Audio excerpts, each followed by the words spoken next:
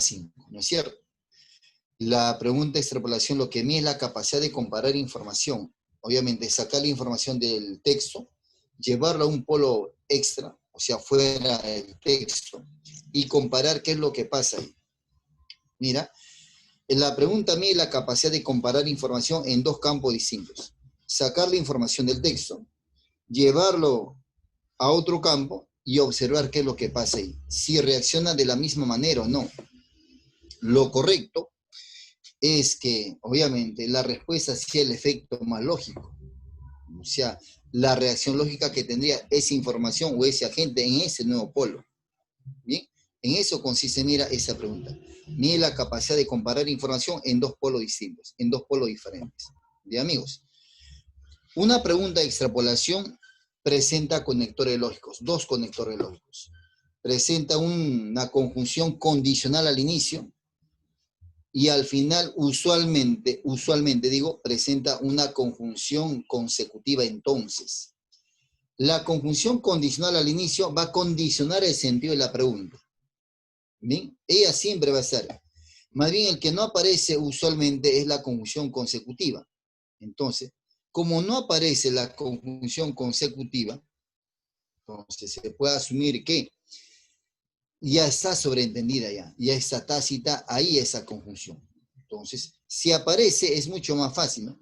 Sé que me están preguntando sobre el efecto lógico, o sea, la consecuencia, perdón, el efecto más lógico que debería ocurrir o debe ocurrir ahí. ¿Bien? Más o menos sería la pregunta de esta manera, ¿no? Por ejemplo, en el contexto en que estamos ahorita en plena efervescencia del coronavirus en nuestro querido Perú, en nuestra capital, ¿no es cierto? ¿Qué pasaría o qué hubiera pasado si es que Perú no hubiera tomado previsiones allá en marzo? Mira, si Perú no hubiera tomado previsiones la quincena de marzo, entonces, ¿qué hubiera pasado del peruano? ¿Cuál sería el efecto? Hubiera habido más contagiados y los colapsos de los hospitales. Muy bien, claro, es el efecto muy bien, señorita Núñez, excelente, claro, es lo lógico. Hace tiempo, hace ratazo que se hubieran desbordado, ¿sí o no? Todos los hospitales. Hubiera mucho más contagiados y mucha más cantidad de muertos, seguramente. Era lo lógico. Y O también sea, de hubiera alguna manera afectado.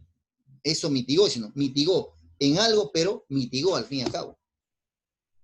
Entonces, ahora mira, Perú, por ejemplo, ahora el premier que ayer dijo, mira, ya sabes, tú que eres enterado, dice que las clases posiblemente el próximo año sean de esa misma manera, ¿no? Hasta mitad de año por lo menos, hasta que llegue la vacuna. Entonces, tú tienes que estar enterado, tienes que el simulacro de San Marcos, en ese mes, justamente es para probar, ¿no? El laboratorio. Si funciona, bacán, así va a ser el examen de admisión, así va a ser su examen de admisión virtual. Ahora, lo que tú tienes que averiguar es si se van a usar todos los cursos o se va a usar un curso en particular. Y si va a ser un curso en particular, ya sabes cuál va a ser, ¿no? Obviamente va a ser RV, va a ser aptitud, no va a ser letras, porque letras fácilmente la gente va a plagiar, ¿no? En RV, en cambio, necesitas ser un profe a tu costado, algo para que te apoyen algo, ¿no? Sí, es posible, pero como dicen que va a haber cámaras, acá no sé si todo el mundo tendrá la posibilidad de ponerse 2, 3 cámaras en su cuarto porque quieren vigilar de esa manera, ¿no? Tendrá una super plataforma seguramente para que vigilen.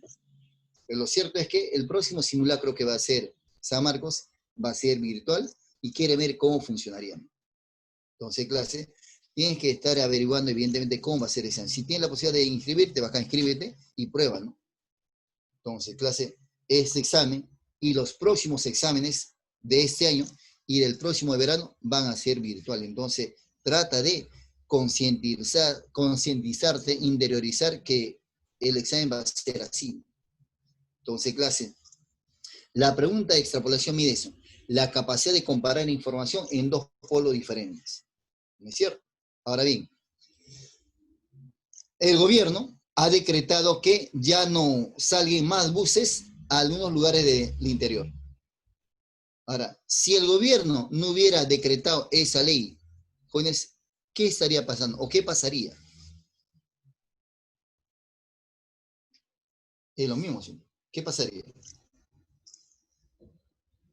seguramente aquellas provincias se estarían infectando mucho más, ¿no? Se supone que ellos deducen que como han estado viajando gente de Lima a provincia, entonces se está incrementando mucho más en algunos lugares, ¿no? Entonces, para mitigar ese incremento, se está prohibiendo que los vehículos vayan, pues, a algunos lugares y así mitigar o mermar la cantidad de contagiados en nuestro querido Perú. Ahora, unita más para ti. Ahora, si las personas no salen con su tapabocas o cubrebocas, entonces, ¿qué pasaría? ¿Se contagian? Se va a contaminar, se va a contagiar, sino porque tú no sabes quién está contagiado. Ahí están los asintomáticos, ¿no? Tu pata puede estar contagiado y tú no sabes nada, ¿no? Y tú tampoco sabes que estás contagiado. Vas a casa y terminas contaminando a todo el mundo. Entonces hay que evitar eso, ¿no? O sea, hay que ser muy temerarios en esa circunstancia, sabiendo que no hay camas UCI y el hospital están desbordados, es ser recontra, súper, hiper temerario, ¿no? Ya ser bien osado. Entonces, clase, mira, hay dos tipos de extrapolación. Hay una extrapolación referencial, es lo más usual, lo más común que te plantean en ese tipo de ejercicios, donde tú vas a explicar el efecto lógico de un hecho anterior. El efecto lógico, esa es la extrapolación referencial, cuando tú vas a anticipar un efecto lógico, lo que estamos haciendo ahorita. Es lo más común, es lo que más se usa. Y hay otra extrapolación cognitiva, obviamente, cuando vas a hacer un viraje total, vas a hacer cambiar de opinión al autor. ¿Cómo así, profeta? O sea, sí o yo, ¿no? Ponte, el texto dice que en el Agustino, las personas, mira, la gente del Agustino se enferma en el invierno de gripe. Mira, esto dice, en el Agustino, las personas se enferman de gripe en el invierno. Eso dice el texto. Entonces, yo científico digo, no, las personas de corporación, que viven en la corporación, pasan de manera sana en el invierno. Entonces, ese autor va a cambiar de opinión. ¿Sí? Entonces, ¿qué dirán? Algunas personas del Agustino se enferman en el invierno de gripe. Ahora ya no son todos, son todos. Entonces, mira, de hecho, cambiar de opinión al autor. Ya no la pregunta ya. Entonces, en eso consiste, mira, dos tipos de extrapolación. Extrapolación cognitiva, cuando vas a hacer cambiar de opinión al autor, y la extrapolación referencial, cuando vas a dar como respuesta el efecto lógico de un hecho anterior. ¿Bien? Entonces, esa es la pregunta de extrapolación, amigos. Consiste en comparar la información en dos polos diferentes. ¿Bien? Esa información que yo voy a dar como respuesta, obviamente tiene que vincularse con el texto. ¿En clase? Hasta ahí, vamos bien. ¿Sí o no? ¿Alguna pregunta respecto a esa parte teórica? La próxima... Profesor, Dime, señorita la, Katy, dime. la extrapolación es dar una idea contraria o a favor del argumento que está dando, o sea, A favor. siempre a favor o en contra. No, a favor. O sea, es el efecto lógico, ¿no? Por eso decía yo, si las personas no salen con su cubrebocas, entonces se va a contaminar, ¿no es cierto? Es el efecto lógico. O sea, la respuesta en este tipo de extrapolación en la que estamos haciendo ahorita, por ejemplo, en la extrapolación referencial, que es el que más se usa en las preguntas, siempre le vas a marcar el efecto malo, la hipótesis más lógica, lo que debería pasar o lo que va a pasar. Ah, ya, Esa ya, es la profesor. extrapolación, mira, referencial. En cambio, la extrapolación cognitiva, opinión al autor. O sea, vas a hacer que el autor se reconsidere su postura, ¿no? Entonces, son dos preguntas. Cuando es referencial, mira, automáticamente está el conector entonces, o está sobreentendido el entonces. Pero cuando es cognitiva, muchas veces no está el conector. Entonces se sobreentiende que la pregunta te va a ayudar también. Y algunas preguntas de extrapolación son referenciadas, se refieren a algo en particular. Entonces, ubicas esa partecita y marcas la respuesta. Bien, amigos. Entonces, no te olvides también que toda pregunta de extrapolación presenta conectores en su estructura. O sea, presenta una conjunción condicional sí y una conjunción consecutiva entonces. Si es el entonces, automáticamente te pide el efecto lógico. Aquí, por ejemplo, dice, Al conducir un vehículo, se libera energía mientras la gasolina se mezcla de manera explosiva con el oxígeno gaseoso para dar origen al dióxido de carbono y agua y en forma de vapor. Hasta ahí, mira, termina la primera oración. ¿Sí? Ese es un ejemplo de un cambio químico o reacción química común de considerable importancia. Dos oraciones. Las reacciones químicas son procesos en donde una o más sustancias denominadas reactantes se transforman en otras de diferente naturaleza. Cuando ocurren estas reacciones, los enlaces químicos en las sustancias se rompen y forman nuevos enlaces que dan origen a los productos de la reacción. Entonces, las reacciones químicas no crean ni destruyen átomos, sino que los reorganizan para producir nuevas sustancias. ¿Okay? Como se observará, el tema son reacciones químicas. ¿No es cierto? Aquí empieza el texto con un ejemplo particular y luego va ahondando y explicando qué cosa es una reacción química. La pregunta dice, mira, la pregunta. Si la mezcla de gasolina y oxígeno gaseoso no se convirtiese en dióxido de carbono y agua, entonces se sobreentiende. Beso. Beso. ¿Sí? Entonces, así es. No apareciera obviamente ese ejemplo ni esa explicación. La respuesta, el caso no sería un ejemplo de reacción química. ¿Sí? Eso, dime tú, ¿sería cognitiva o sería referencial esa extrapolación? Referencial. Referencial. ¿Estás explicando el efecto lógico o estás haciendo cambiar de opinión al autor? Efecto lógico. ¿Sí? ¿Sí o no? Si no existe esto, obviamente no va a existir eso. Es lo lógico. ¿Sí? La respuesta, esa es una extrapolación referencial. Bien, la respuesta aquí, la respuesta correcta sería la B. Ejemplo 2, mira, ejemplito 2. Un buen libro se autorresume a medida que se van desarrollando los argumentos. Mira, según el texto, el tema es el buen libro. Ese es para él. Él considera así un buen libro.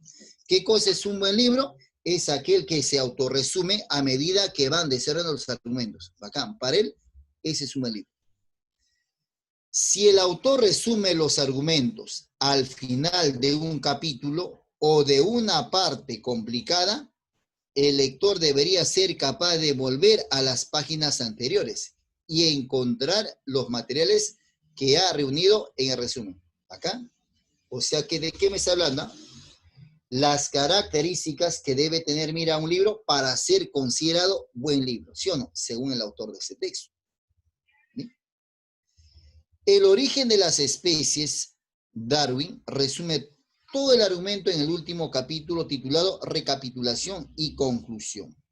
Bueno, él da como sustento para explicar su tesis, que es un libro para él, el libro de Darwin.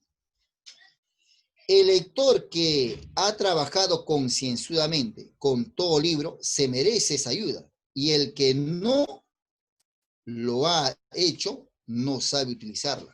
Bacán. Algunos libros sí esas características, ¿no? Pero para el autor, un buen libro debería tener un resumen, una conclusión, una síntesis de todo lo que ha expuesto.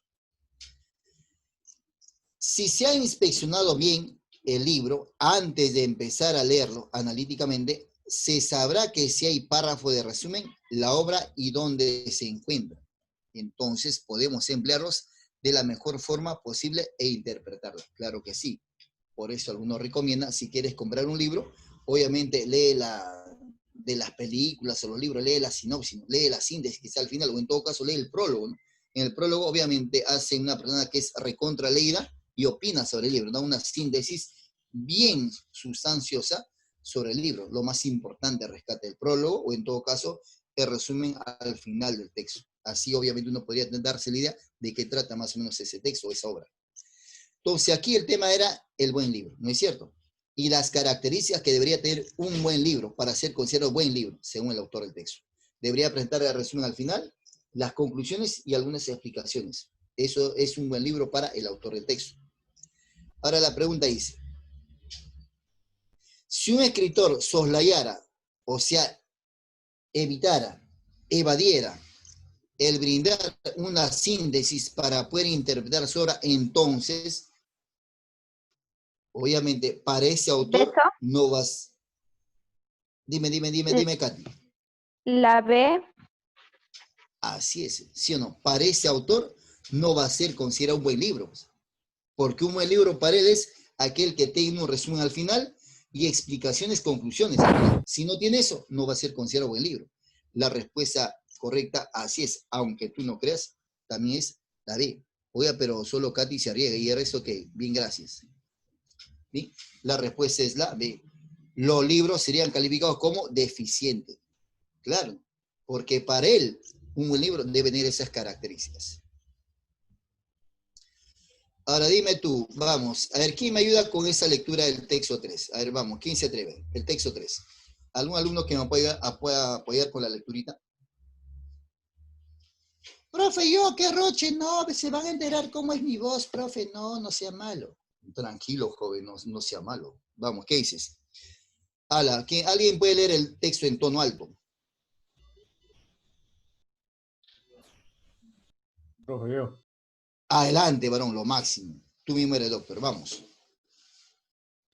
Cuando llegué a la madurez intelectual y empecé a preguntarme a mí mismo si era ateo o teísta, o panteísta, materialista o idealista, cristiano o libre pensador,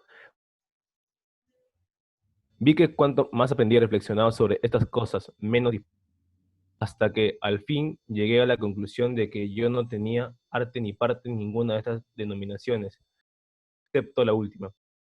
La única cosa en que estaba de acuerdo la mayoría de aquella buena gente era la única cosa en que yo me consideraba distinto. Ellos tenían la absoluta certeza de que habían alcanzado una cierta gnosis. Mayor o menor éxito había solucionado el problema de la existencia. Mientras que personalmente estaba totalmente cierto de que yo no, y bastante convencido de que el problema era insoluble. No, Hume y Kant de mi lado, no podía considerar presuntuoso dejarme llevar por esta opinión. Gracias, muy amable, buena lectura, doctor, buenas pausas, se agradece bastante. ¿Bien? Cada vez que leas un texto, y si es en virtual, trata siempre de leer, obviamente, primero las preguntas y ubica las preguntas en el texto, aunque sea una palabrita, así como este caso. Entonces, a partir de ahí es más fácil responder, porque se supone que la respuesta debe aparecer ahí, o por lo menos se ubica en ese espectro. ¿Sí? Aquí obviamente habla de una persona que no se podría considerar lo máximo, pues. También otros lo consideran él, pero él no. O sea, teniendo a otros que evidentemente él los ha estudiado, ¿no? Yo no podría ser más que ellos, ¿no? O no podría creerme yo superior a ellos. Dice, cuando llegué a la madurez intelectual y empecé a preguntarme a mí mismo si era ateo o ateísta o panteísta, materialista, idealista, cristiano o libre pensador, vi que cuanto más aprendía y reflexionaba sobre estas cosas, menos dispuesto estaba a dar una respuesta. Claro, y tú vas, mira, a ti te va a ocurrir lo mismo. Ahorita puedes dominar 18 cursos, pero a medida que tú vas avanzando y ya vas a llegar a la universidad, de pronto los 18 cursos ahora se convierten solo en 10. Y a medida que vas avanzando en la universidad, los 10 se convierten en 4, en 2, en 1. Y cuando ya eres profesional y tengas por ahí un hijo, una hija, diga, papá, ¿me ayudas en ese ejercicio? Ahorita lo podrías hacer, pero en ese tiempo ya no. O sea, a medida que uno avanza se hace más inútil. A medida que vas leyendo algo, te parece que en verdad no sabías nada al final, ¿no? Te parecía que sí conocías, pero lees y en verdad te sientes minimizado ante lo que expone el resto o ante lo que expone el libro. Aquí en el ejemplo, ocurre eso, ¿no? La gente puede alucinar que tú eres muy bueno, pero tú siendo consciente no pensarías eso, porque hay gente que es mejor que tú, ¿no? Entonces la gente va acá que me crea que soy bueno.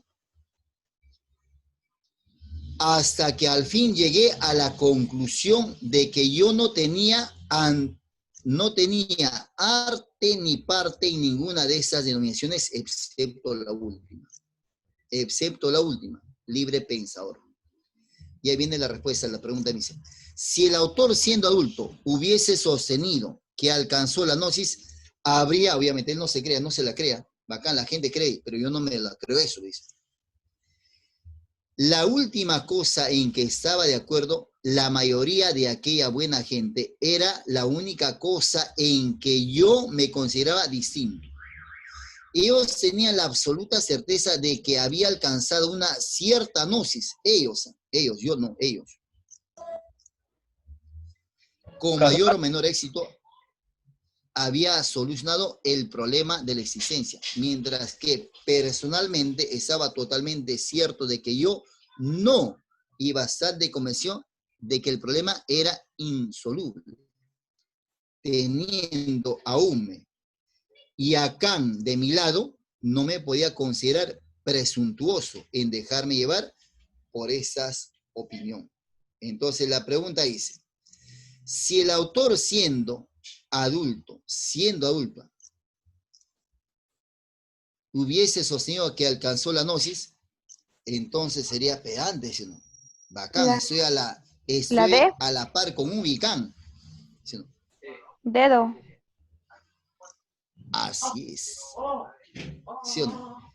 Habría considerado ser poseer de un saber indubitable. Claro.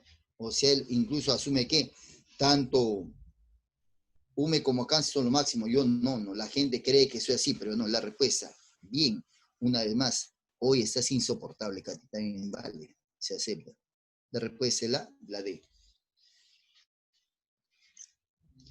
Oiga, no te olvides que el iconoclasta es aquel que rompe imágenes sagradas.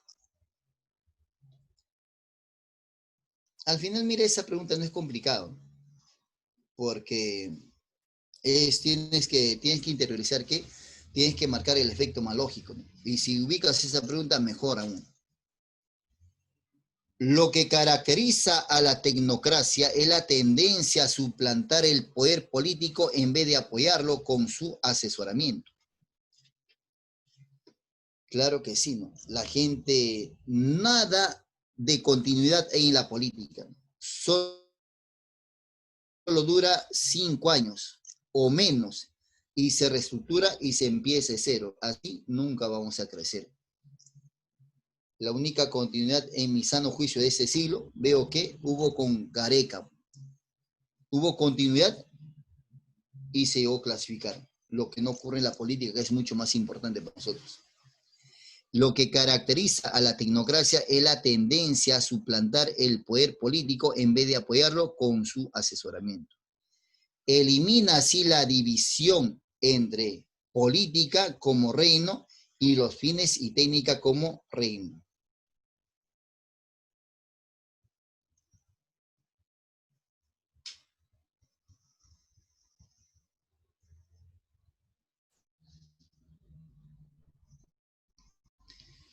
Medios. El tecnócrata abandona el terreno técnico-económico y de los medios de la acción social para meterse en el de los fines y en el de los valores, intentando que la decisión de tipo político y discrecional, con base en criterios prudentes morales, pueda ser reemplazada por una decisión futuro de cálculos y previsiones de tipo científico sobre la base de puros criterios de eficiencia.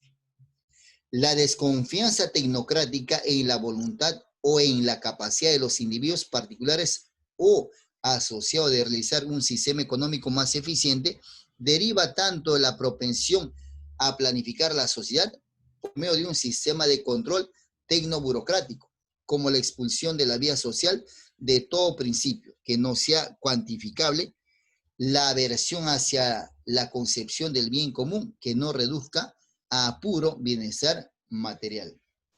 La pregunta del millón dice, si la tecnocracia no tuviera la tendencia a ingresar en el terreno de los fines, entonces,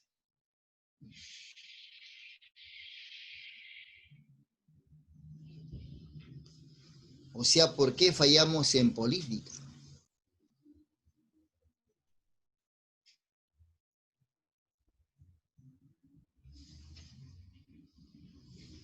Y dice en esta última parte, de la desconfianza tecnocrática en la voluntad y en la capacidad de los individuos particulares o asociados de realizar un sistema económico más eficiente. Se deriva tanto la propensión a planificar la sociedad por medio de un sistema de control tecnoburocrático.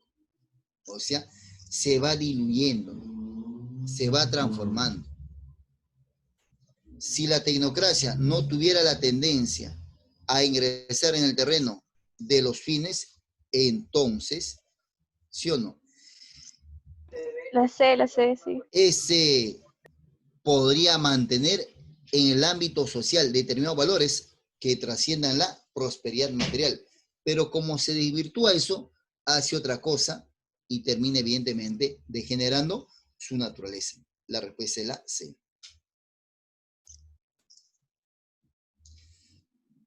A ver, para ti, a ver, el texto 5, lea el texto 5, una lecturita del texto 5.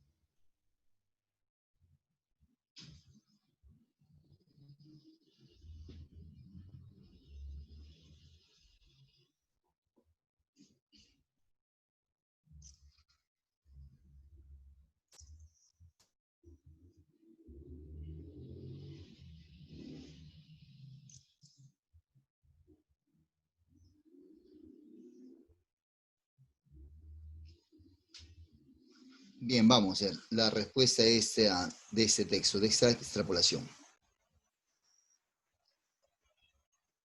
Primero vincula, mira la pregunta con la primera parte del texto. Dice, en lo que se refiere al método, el rigor llevaba Paul Cour a lo que él denominaba vía larga, dando rodeos en diálogo con la perspectiva contrapuestas a la suya, cuando la problemática lo exigía. Así, por ejemplo, recurre a un exhaustivo análisis de presupuesto freudiano y de sus presupuestos antropológicos cuando se topa con el problema del inconsciente a la hora de analizar los problemas de la voluntad y la libertad. Ello, y ahí está la respuesta, ello le permitió enriquecer sus investigaciones, pero a la vez el método no es inamovible, puesto que rigor va adaptándolo al objeto del análisis. Dice la pregunta. Si en sus estudios no hubiera aplicado el método de la vía larga, probablemente, sí o no, ello no le hubiera permitido, obviamente, no le hubiera permitido saber algo más o mucho más sobre lo que está averiguando. Es lo lógico. ¿Sí o no? Es lo lógico. Por lo tanto, ¿cuál es tu respuesta? A ver, nos fijamos en el super chat.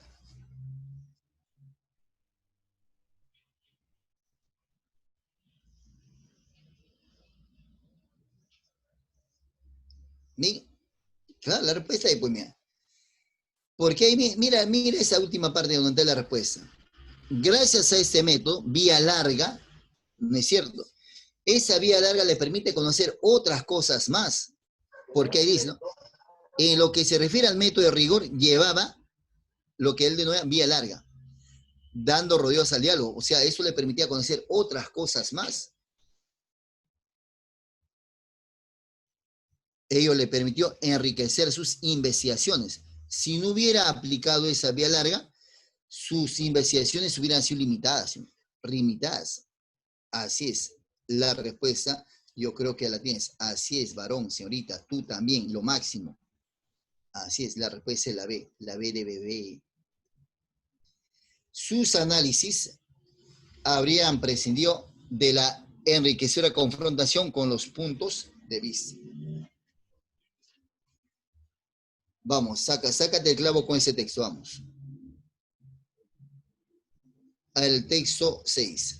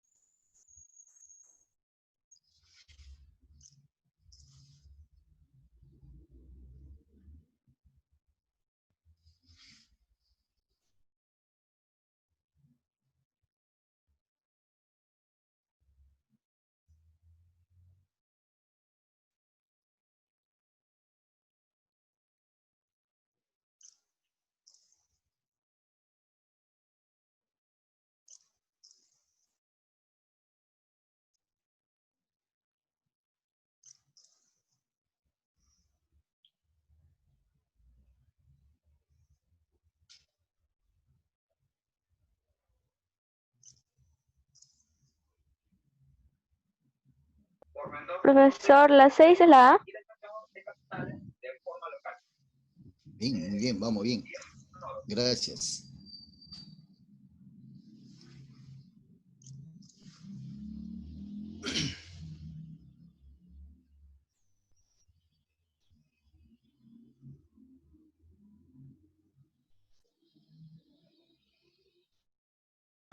La C, profe.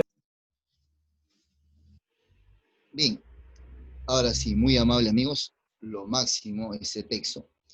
El texto, evidentemente, el pie de página te puede apoyar en algo, ¿no? La introducción a la escuela de medicina experimental, ¿es cierto? Ahora, el texto empieza con un parangón, con una comparación, ¿no es cierto? Dice, si un médico creyera que sus razonamientos tienen el mismo valor que el de los matemáticos, estaría muy equivocado. Y por eso lo llevaría a consecuencias muy falsas. Bien, él está corrigiendo eso, señor. Una cosa es un análisis médico y otra cosa es un análisis matemático. Son cosas distintas. Si un médico asumiría esa postura, estaría recontra mal. Obviamente las conclusiones o el procedimiento o va a ser muy largo o va a ser pésimo. Por desgracia, es lo que ha ocurrido y le ocurre todavía a los hombres que yo denominaría sistemáticos. O sea, el hecho que sea ciencia no implica que vas a usar el mismo método, ¿sí? Y es lo que él está corrigiendo, ¿no? No es lo mismo eso que el otro, o sea, son cosas distintas. De hecho, esos hombres parten de una idea fundada más o menos de la observación y que consideran como una verdad absoluta. Cuando razonan de manera lógica y sin experimentar, llegan de consecuencias en consecuencias a construir un sistema lógico, pero sin realidad científica alguna. O sea, todo se ha desvirtuado, ¿no? Ahí te estoy diciendo que una cosa es obviamente un método científico, en todo caso médico, y otra cosa es un procedimiento matemático, son cosas diferentes.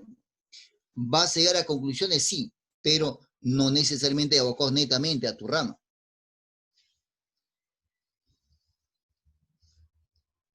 Con frecuencia las personas superficiales se dejan fascinar por esta apariencia lógica y así es como en ocasiones se renuevan actualmente las discusiones dignas de la antigua escolástica. O sea, que está diciendo que así tal vez hubo muchas teorías que actualmente se están corrigiendo. Esa fe demasiado grande en el razonamiento que conduce a un fisiólogo a una falsa simplificación de las cosas proviene, por un lado, de la ignorancia de la ciencia de la que se habla y por otro, de la ausencia de sentimientos de complejidad de los fenómenos naturales. Por esa razón, vemos en ocasiones a matemáticos puros, grandes mentes, además de caer en errores de esta clase, simplifican demasiado y razonan sobre fenómenos tal y como lo crean en su mente, pero no como son en la naturaleza. O sea, ahí ya te estoy diciendo que son cosas diferentes. El gran principio, y aquí está para tu respuesta, ya me han dicho la respuesta ya, el gran principio experimental es, por lo tanto, la duda filosófica que deja al espíritu su libertad y su iniciativa, y de donde provienen las cualidades más preciadas para el investigador en fisiología y medicina. Fisiología y medicina. Aquí abócate solo a este campo. Bueno, no confundas matemática ni física. O sea, si solamente es eso, bacán, abócate eso. No, o sea, no te sientas solamente por las reglas ya parametradas. O sea, podrías llegar a una conclusión falsa. No hay que creer en nuestras observaciones, en nuestras teorías, salvo en caso de comprobación experimental. Dice, centralmente, Bernard argumenta en torno a, ¿sí o no?, a la medicina. No en torno a la matemática, en torno a la medicina. Y empieza justamente diciendo eso, ¿no? Una cosa es el procedimiento de medicina y otra cosa es en matemática, ¿no? Obviamente, ambos son ciencias y debería tener el mismo procedimiento. La respuesta correcta aquí sería al modelo de investigación en medicina. Y te decía justamente por eso, aquí el pie de página te podría ayudar incluso, y eso aplíquelo en los futuros textos. Si hay pie de página, lean esa partecita porque de ese texto te va a ayudar a deslumbrar por lo menos el tema, ¿no? O el campo general que presenta ese texto. ¿Sí? Profeta, ¿y por qué no podría ser la C? A las falencias de las mentes matemáticas, es que no se está hablando de la matemática, se habla de la medicina. Y concluye justamente con eso. Y acá el pie de página te corrobora eso, y al inicio también te expresé eso. ¿Sí? La respuesta era la letra A. Ay, amor. Y vamos, ¿qué hice las siguientes preguntas? Según Bernard, la noción de realidad científica debería vincularse a la D. Comprobación experimental. Así es, y eso obviamente está en el primer párrafo, casi al final, la respuesta. Aquí sería la D de dado. Comprobación experimental. Se deduce, se desprende del texto que los pensadores de los periodos escolásticos eran rígidos, pues, ellos imponían. Por eso que actualmente hay muchas correcciones, ¿no? O sea, digno de debate, ¿no? Digno de correcciones. La C, profe. Así es, muy bien. Definitivamente hoy estás insoportable, vale. Excelente, muy bien, niña. Es compatible. Oiga, cuando hablamos de compatible, ¿sí o no? Lo compatible afirma lo que dice el texto, reafirma lo que dice el texto, se vincula con el texto.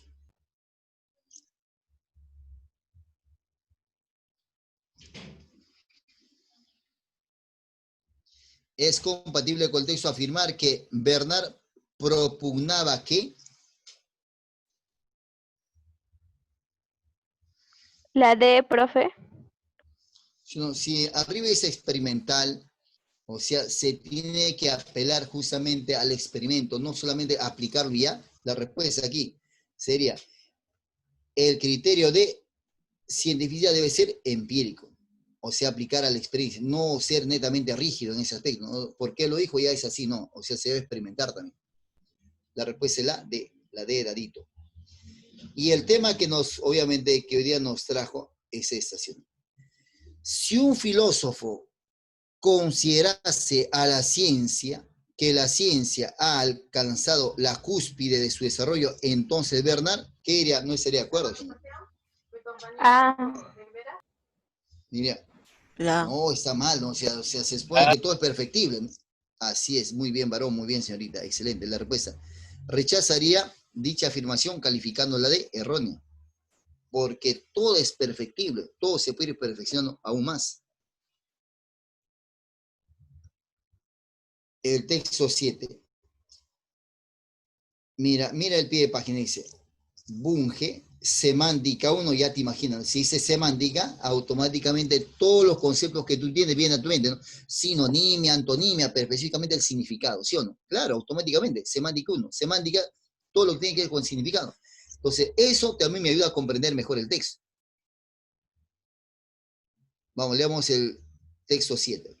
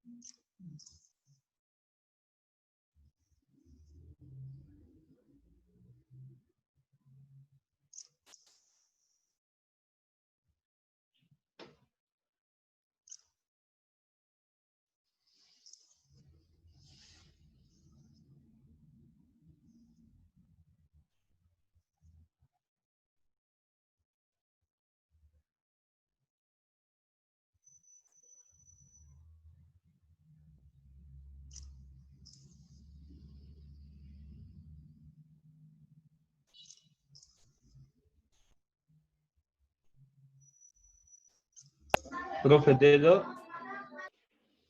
Bien, bueno, ya terminé de leer. La semántica, bien. Si ver la semántica como ciencia, estudia los significados, evidentemente acá se está haciendo un deslinde, ¿no? O sea, hay semántica, tiene matemática, semántica, matemática. Obviamente tiene vinculación, ¿no?, con la coherencia. O sea, las proposiciones o la operación que usted va a realizar se vincula netamente con el ejercicio. Yo recuerdo una vez compré un libro de semántica y haber cometido la torpeza de no leer, obviamente, resumen, y una vez que yo acá se empieza a leer, y obviamente hablaba solo en matemática, ¿no? Y me enteré que efectivamente en matemática hay semántica, matemática, ¿no? Obviamente, ¿lo entendí algo? Sí, pero mejor hubiera sido si es que tal vez hubiera libre resumen. Entonces, aquí en el texto se hace ese lindo. Dice, ¿cuál es el tema central del texto? El tema central del texto. Aquí, por ejemplo, dice, hablan de la semántica, sí, pero desde el punto de vista de la matemática, ¿no? La coherencia que debe existir, obviamente, entre ambos conceptos, entre el concepto. Y aquí al inicio menciona justamente en esa primera parte, dice, en el primer párrafo, si un sistema de signos constituye un lenguaje,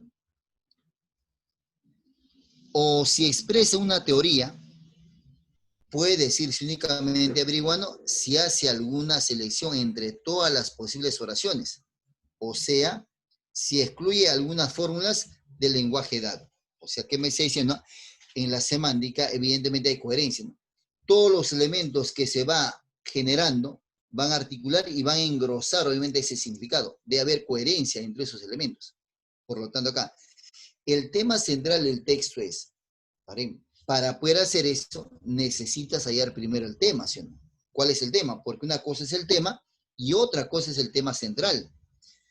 ¿Y sabes cómo podrías hallar el tema? Bacán. Si te preguntan por el tema central, entonces aquí en las alternativas va a aparecer, mira, palabras en las alternativas. Entonces, dice, la utilización de la teoría de información como lenguaje, lenguaje. La envergadura de la lógica en la construcción de teorías, teoría.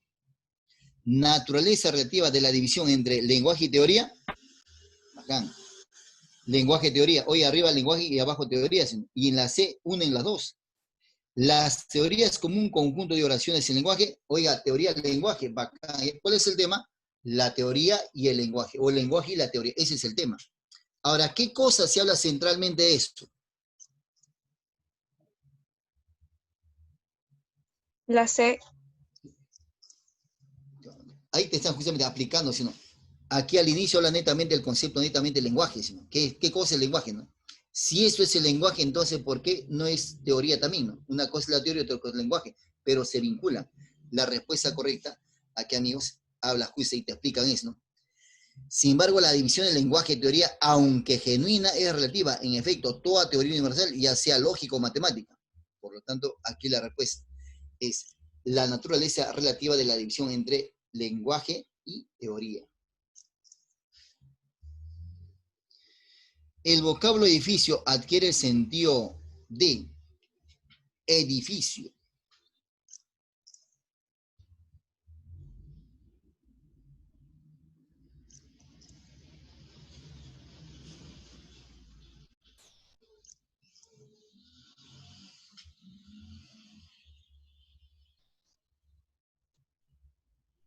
Sino aquí el concepto edificio tiene la connotación de sistema.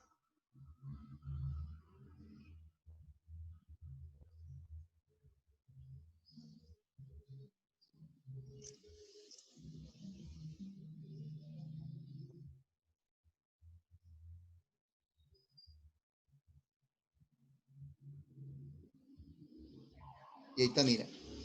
Sentido contextual, interpretación.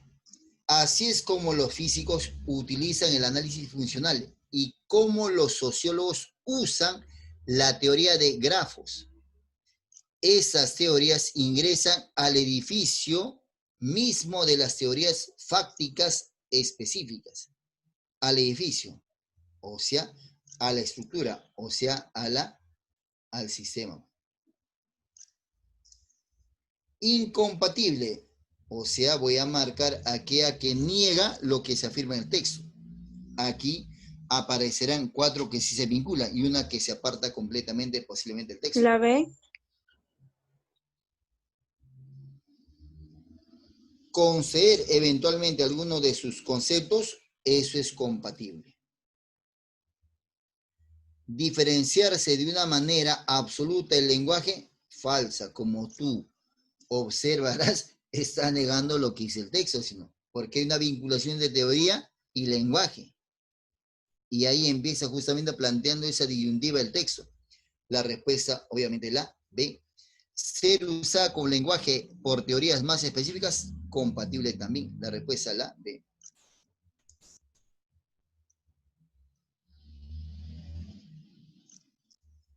Se infiere, se deduce. Se infiere el texto que una teoría, obviamente esa respuesta la encuentras en el segundo párrafo y en el tercer párrafo con mucha más presión habría.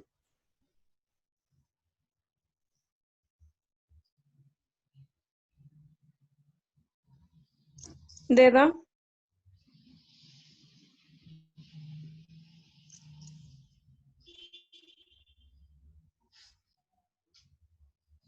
Bien, oiga, así es, como te comentaba, mira, esa respuesta tú le das, mira, con más presión el tercer párrafo. Y la respuesta es, obviamente, la D de dado. Es un subconjunto de las proposiciones formulables en un determinado lenguaje. ¿Bien? Entonces, no se puede apartar la teoría del lenguaje, o sea, siempre va a haber una coherencia entre ambos conceptos. La respuesta es la D. Y a ver la super pregunta de extrapolación. La super pregunta de extrapolación.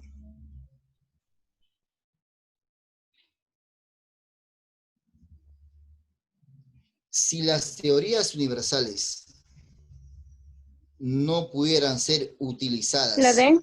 como lenguaje por una teoría específica, entonces,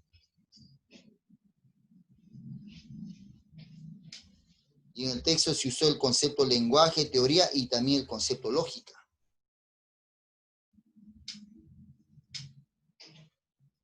Si las teorías universales no pudieran ser utilizadas como lenguaje por una teoría específica,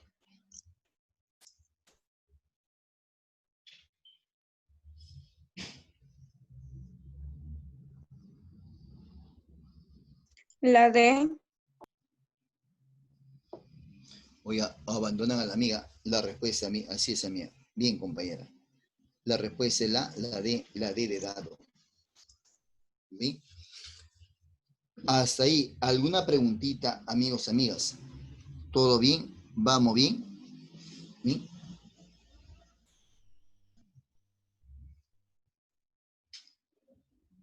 Así es, en todas, no en todas no aparece la D, en algunas nomás.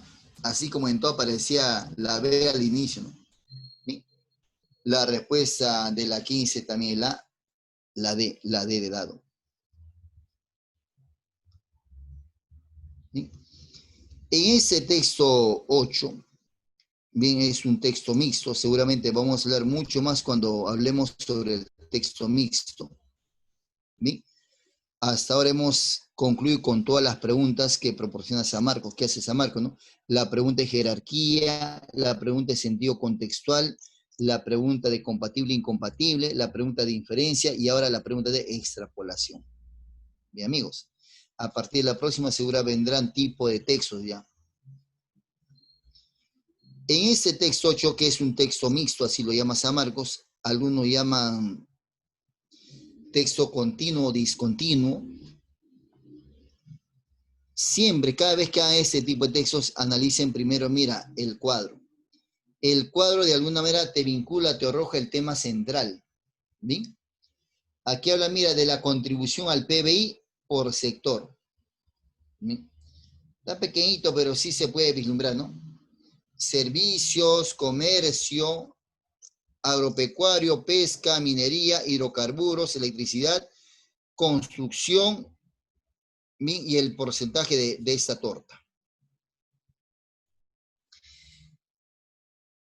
Base matriz, tabla, insumo, producto de 1994, fuente BCR, elaborado por Lampania. Contribución al PBI por sector. Promedio, 1923-2012. Acá, cuánto se invirtió o cuánto se ha incrementado. De eso nos va a hablar, obviamente, el texto. Con eso se vincula el texto. A ver, vamos. Hagamos el texto 8, a ver, el último texto.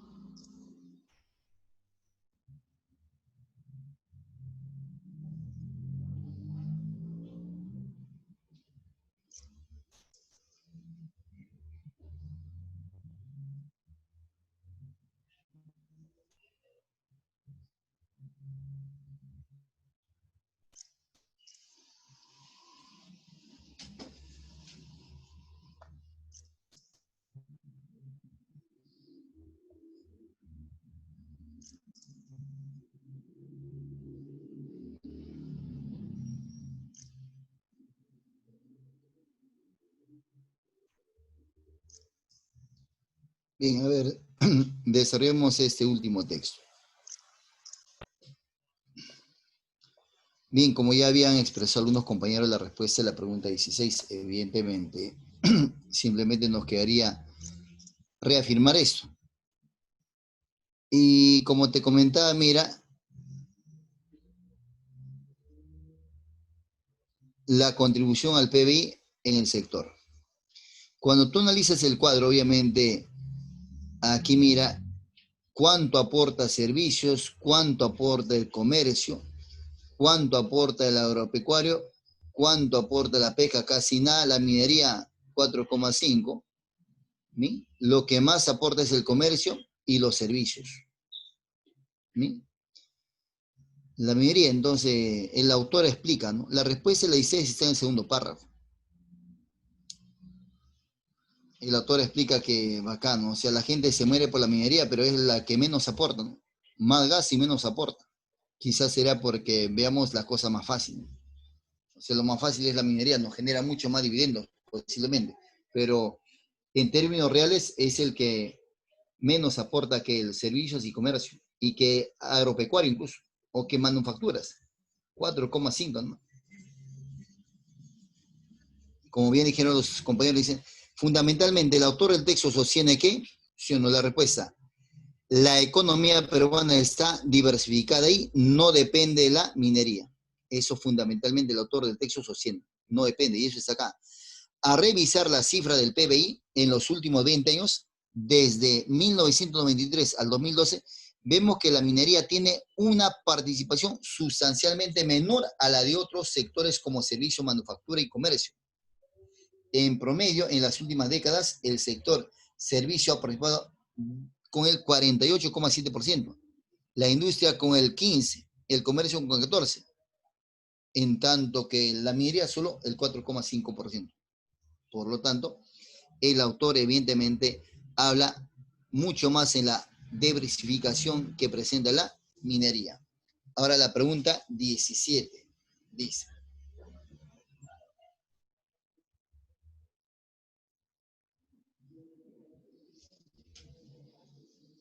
bien, compañero Urco, compañero Riz, lo máximo.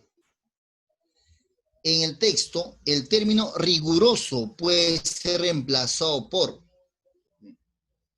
Aquí no han subrayado, obviamente, ese concepto, pero tú lo ubicas, ¿no es cierto?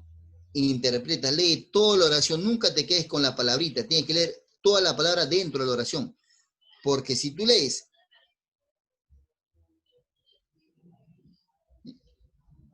así es, muy bien, Ruiz, lo máximo. Si tú lees, mira, la palabra dentro, o sea, la palabra solita es más complicado, porque tiene, por ejemplo, quien es recontra superficial, no interpreta, y aquí termina marcando, mira, el sinónimo de riguroso. Pero acá no te pregunta por el sinónimo, porque bien claro dice, en el texto, el término, en el texto, el término riguroso puede ser reemplazado por, ¿no es cierto? Entonces la pregunta no te preguntan por el sinónimo, porque si es por el sinónimo, le dije, profeta, el sinónimo, no te preguntan por el sinónimo, porque literal, obviamente, la respuesta sería recontra, super y presenciosa. Dice, muchas veces se afirma en forma equivocada que el Perú es un país primario exportador, que en los últimos años no hemos diversificado nuestra economía y que cada vez dependemos más de la minoría. Estos comentarios están alejados de la realidad y obedecen a una percepción ideológica, más que un análisis riguroso, más que un análisis riguroso. Nada tiene que ver con severo. Nada. Aquí la respuesta es objetivo. Un análisis objetivo. Hay gente que habla y así nos hacen creer, ¿no? O sea que el país es netamente minero, ¿no? Cuando te das cuenta, mira que aquí los que más aportan son otros, menos la minería. La respuesta es objetivo, objetivo, un análisis objetivo.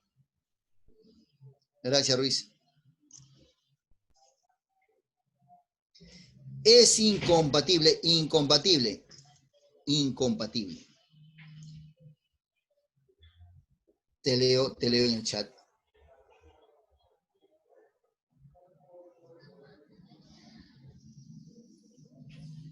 La diversificación de la economía peruana es un proceso en pleno desarrollo, aunque no todos lo perciban así, así es, recontra compatible. Sino. La minería es la actividad primaria más importante en el Perú en términos de aporte al PIB, falsa como tú observarás, está negando. Acá en el segundo párrafo de más lo hice, ¿no? El promedio en las últimas 2 décadas, el sector servicios ha participado del 48,7%, la industria con el 15,1% y el comercio con el 14,6%, en tanto que la minería solo hizo el 4,5%. Por lo tanto, esta es falsa, como todas las que vamos a ir descartando, obviamente. La respuesta sería la B de bebé. ¿Está bien o no? Está bien, profeta.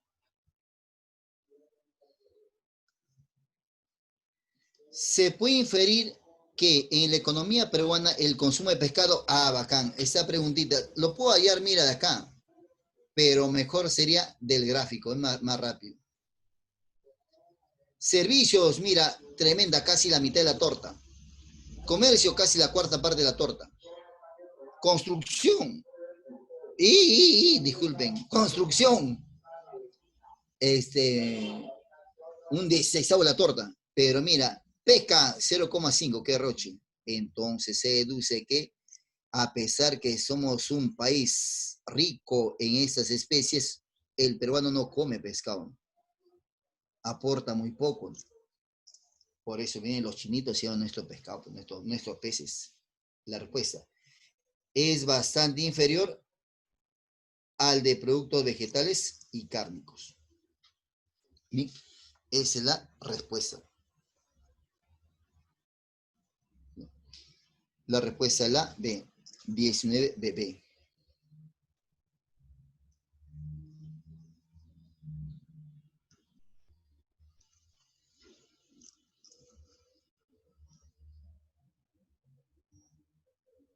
Así es. Y muy poco, recién eso, en esta última década se está tratando de motivar a que estos productos netamente marinos se queden acá. Y finalmente dice, si los analistas estuvieran libres de percepciones ideológicas, obviamente serían más objetivos, ¿no? Al momento de juzgar la economía peruana, tendrían que ser objetivos, analizar como hizo el análisis en ese texto, y dirían que efectivamente la minería está en quinto o sexto lugar, ¿no? Más bien hay que prevalecer mucho más las industrias, los servicios, que aportan mucho más que la minería. Pero como aporta, mira, de manera minúscula, no se cuenta. Entonces, si los analistas estuvieran libres de percepciones ideológicas al momento de juzgar la economía peruana, entonces, obviamente, te leo.